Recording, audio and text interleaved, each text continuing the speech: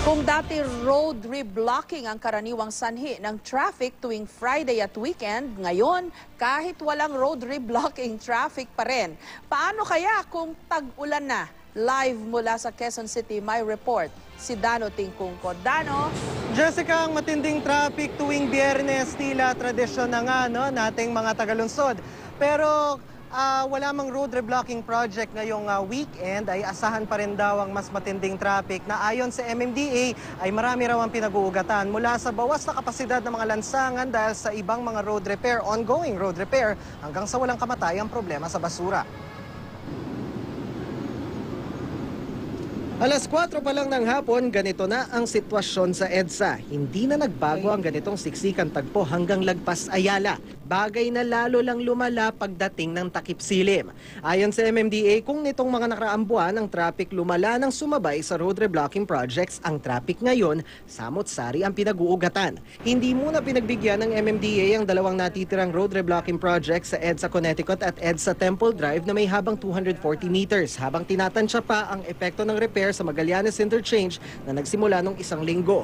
Tuloy naman ang road reblocking project sa bahagi ng Visayas Avenue mula mamayang alas 10 ng gabi hanggang madaling araw ng Lunes. Kasabay nito ang 39 na drainage improvement project din ng DPWH na nakatakdang matapos ngayong Setyembre hanggang Nobyembre. Gaya na lang ng proyekto sa kanto ng Espanya at Moraita. Nagpapatuloy pa rin ang ibang mga proyekto, halimbawa ang NAIA 3 Expressway at Skyway Stage 3 sa Osmeña Highway. May domino effect yan yung lahat na yung dating naghahanap pag Biyernes ng alternatibong ruta, makukonstrict na doon. Isa rin daw nagpapabigat sa trapiko ang dumaraming aksidente sa daan. Sa datos ng MMDA, nasa 22 ang average na bilang ng aksidente araw-araw sa EDSA ngayong 2014, mas mataas kumpara sa daily average noong 2013. Kahapon nga lang sa tala ng MMDA, 16 na aksidente ang naitala sa EDSA. Ibang usapan pa rin kapag bumuhos ang ulan at bumaha tulad nitong nakaraang Martes. Kung sa maikling buhos ng langit, impyerno na agad sa lansangan, paano pa kaya kung talagang tag-ulan na?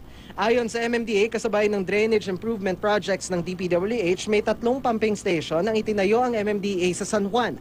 Dagdag sa kabuuang 57 pumping stations ng ahensya sa buong Metro Manila. Pero anumang ganda ng flood control project ng gobyerno, wala naman daw itong silbi kung barado ang daluyan ng tubig papuntang estero. Mula nitong Abril, humigit kumulang 1,300 na truck ng basura ang nakuha ng MMDA sa iba't ibang estero sa Kamaynilaan. Hindi talaga mahakot yun. Meron mga esteros na unreachable ng equipment at tao dahil bahaya na. Puno na ng settlements. So yun yung mga epekto ng flooding. Jessica, dito sa ating pwesto sa EDSA Timog, kung makikita ninyo dito sa southbound lane, pati na rin sa northbound lane, medyo maluwag na po ang daloy ng trapiko. Malayo yan sa ating nasaksihan 2 hours ago up to 1 hour ago. Pero sa base na rin sa abiso sa atin ng MMDA Metro Base, base sa kanilang monitoring, sa southbound lane, mabigat pa rin ang daloy ng trapiko sa bahagi ng Lagpas Timog hanggang bandang Monte de Piedad. Sa mga pauwi naman, pa northbound, heavy pa rin po, mabigat pa rin po ang daloy ng trapiko mula Guadalupe hanggang New York, Cubao. Jessica. Okay, ang pangako nung huli nating tinalakay itong storya tungkol sa road repairs bago magpasukan, Dano, July, dapat tapos na itong mga road repairs at road reblocking.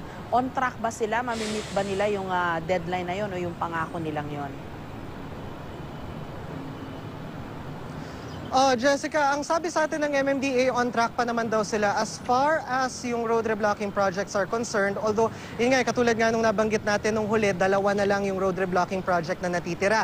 Itutuloy na sana yon, paliwanag sa atin ni MMDA Chairman Francis Tolentino. Yun nga lang, sumabay yung repair o yung resumption ng repair dun sa Magallanes Interchange na long overdue na rin daw ayon sa MMDA dahil nga accident prone yung lugar na yon. Ngayon, ang ginawa nila, yung road reblocking project na dapat sa Connecticut at sa Temple Drive, hinold muna nila yon dahil tinatansya nila yung epekto ng repair sa trapiko. Pero as far as yung general road reblocking projects are concerned, on track naman daw sila, Jessica. Okay, maraming salamat sa'yo, Dano Tingkungko.